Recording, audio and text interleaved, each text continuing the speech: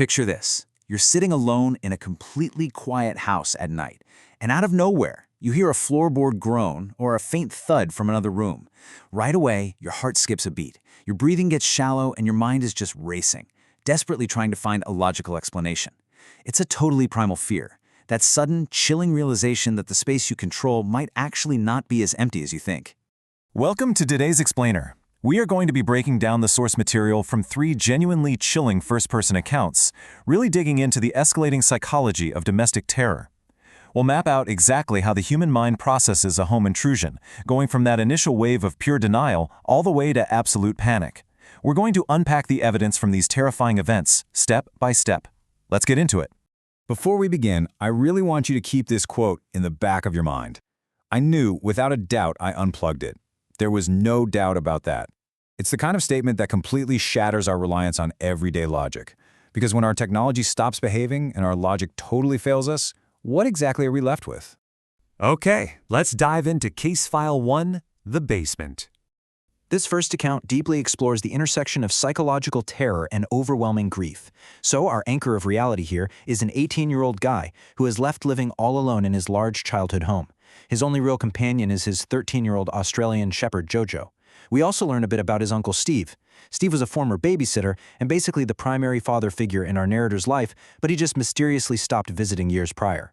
So, as an 18-year-old home alone in a big empty house with an old dog, there's already this built-in sense of extreme vulnerability and isolation. Now, what's really interesting about the facts here is the fascinating clash between human rationale and animal instinct. The narrator wakes up in the middle of a winter night and he notices Jojo isn't in bed with him. He wanders out and finds the dog in the dark kitchen. Now, the logical assumption? Old houses settle, maybe the dog just heard a pipe clank. But the terrifying reality? Jojo is staring intensely down the stairs right into the pitch-black basement. When the narrator speaks to him, the dog's tail wags for a brief second, but then his body goes completely rigid again. You simply cannot rationalize with a dog's instincts, and Jojo is undeniably locked onto a presence downstairs. Pushing past his own fear, the narrator makes a choice. He decides he isn't going to call his mom, he's going to investigate. So he walks down these old, creaky wooden steps, and Jojo actually refuses to follow him all the way down. About halfway down the stairs, he hears it, a voice calling his name. And it's not just any random voice. It was his missing Uncle Steve's voice. It sounded weak, almost like he was injured, and it was echoing right out of the dark laundry room. Naturally, the narrator sprints back upstairs, locks himself in his room, and calls his mother in an absolute panic. And here's where the story just totally fractures. His mother, who is desperately trying to calm him down, drops a massive secret. Uncle Steve didn't just abandon him, he actually passed away from cancer years ago. She had hidden the truth to spare him the grief. So she rationally explains that her son must have just woken up from a terrible dream. The police eventually search the basement, and they find absolutely no one. But the unexplained reality remains. Jojo the dog physically reacted to something at the bottom of those stairs before the narrator even woke up. So we're left looking at this completely unresolved mystery. Was this an intense, grief-induced hallucination, or was it something truly paranormal? Let's move on to Case File 2, The Downstairs. While that first case forces us to question psychology versus the supernatural, this next account brings some incredibly terrifying physical evidence to the table. Let's set the scene for this one. We have a 24-year-old tenant who's renting out the second floor of a very old house. The entire first floor is dark, dusty, and completely empty, supposedly totally gutted for renovations. The only other person who even has keys is an out-of-state landlord. I mean, just imagine the sheer unease of trying to go to sleep every single night, knowing there is just an absolute void of dark, empty space directly beneath your bed. I want you to notice how this timeline beautifully captures the slow burn realization of terror. On night 1, right around 1 a.m., the narrator hears a single heavy footstep below. He brushes it off. But by night 3, it escalates to slow footsteps, maybe 3 or 4 at a time. A week later, he distinctly hears a cabinet door shut. He actually calls the landlord, but he's totally dismissed and told it's just old house noises, which obviously just makes him feel incredibly isolated. Then, coming home late on a Friday at 2 a.m., he hears a heavy thud. It sounded exactly like someone blindly bumping into a wall in the dark. Through all of this, he tries so hard to cling to the logical assumption. He thinks, maybe it's just animal pests, or maybe the pipes are just shifting in the cold. But the terrifying reality completely shatters that comfort. One night, the footsteps downstairs aren't just wandering aimlessly. They actively stop directly beneath his bedroom. As he lies there, completely frozen in bed, he hears 3 distinct light taps coming from the floorboards right beneath him. He texts his friend for help, and seconds later, 3 more taps. He is actively being tracked by someone on the floor below. The narrator gets out of there, fleeing for the night, and returns the next day in broad daylight with a friend. And the whole house noises theory is completely destroyed by what they uncover. The first floor door is open an inch. There's a distinct smell of cigarette smoke near a window, and the absolute, undeniable proof. They find a fresh cigarette butt jammed deep under the kitchen cabinet toke kick. The landlord finally comes out to investigate and discovers a back window with a faulty lock, one that could easily be forced open from the outside.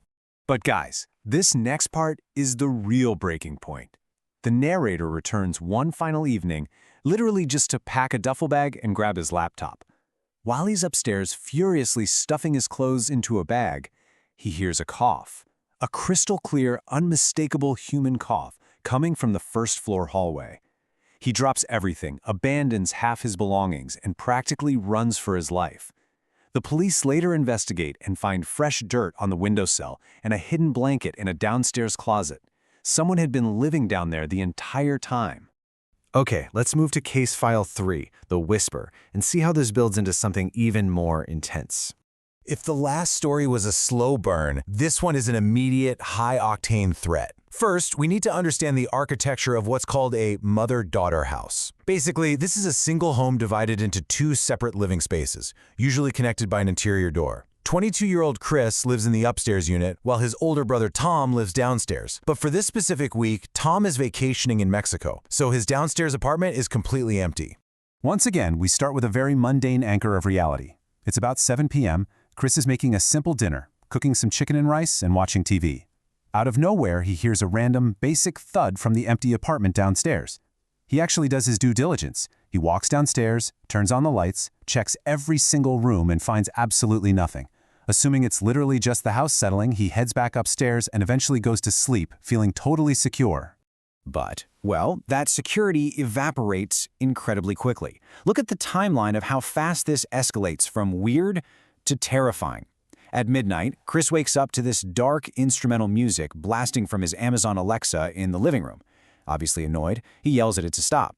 When it glitches again a few minutes later, he gets up and physically unplugs the device from the wall. Problem solved, right? He goes back to sleep. But at 2 a.m., he jolts awake. That exact same loud music is blasting from the living room again. Chris walks out into the dark hallway, yells for the music to stop, and then looks over at the kitchen counter. The device is plugged back into the wall. As the source material noted at the very beginning, he knew, without a shadow of a doubt, he had unplugged it. And machines do not plug themselves back into electrical sockets. Chris immediately retreats to his bedroom, locks the door, and presses his ear against the wood. He quickly texts his brother confirming Tom is in fact still in Mexico. He is trapped. And then, right there in the dead silence of the hallway, he hears it. A clear whisper from just outside his bedroom door. It says, "Alexa, play." The music instantly starts blasting again. There's someone standing right in his living room commanding his device. So the absolutely crucial point here is how Chris reacts. He doesn't try to be an action hero. He strictly prioritizes survival. Totally defenseless behind a locked door, he calls 911 and just starts screaming at the top of his lungs. He's intentionally making as much noise as possible to scare the intruder into fleeing. When the police finally arrive, they find Chris's previously locked front door left completely wide open. The terrifying realization quickly sets in. Someone had likely been squatting in Tom's empty downstairs apartment for days and then just casually decided to creep upstairs into Chris's space while he was sleeping. That brings us to our final section, the shattered sanctuary. And this brilliantly illustrates what happens in the psychological aftermath of these events. Notice how the physical evidence scales up across these 3 stories. In case 1, the police found an empty basement, leaving the whole thing as this lingering psychological mystery. In case 2, they found fresh marks on a forced window and a hidden blanket, absolutely proving a human presence. And by case 3, the front door was left wide open after an active, in-person technological taunting. So why does all of this matter to us? Well, because it highlights that the illusion of safety in our homes is incredibly fragile. We tend to assume our familiar spaces are these impenetrable forts, but in reality, they are full of blind spots, empty basements, vacant floors, unlocked windows. And as the source material points out, surviving an intrusion like this leaves a very real, lasting mental scar. The physical space itself becomes mentally attached to the terror. Once that boundary is crossed, every single house creak, every settling pipe, and every little night noise is forever changed. At the end of the day, we lock our doors, we unplug our devices, and we try to tell ourselves that the sounds in the dark are just the wind. But as these 3 accounts from our source material prove, sometimes the threat is already inside. Which leaves us with one final, deeply unsettling question to consider. If the place you were supposed to be safest can be breached so easily, where are you ever truly safe? Thanks for learning with me today.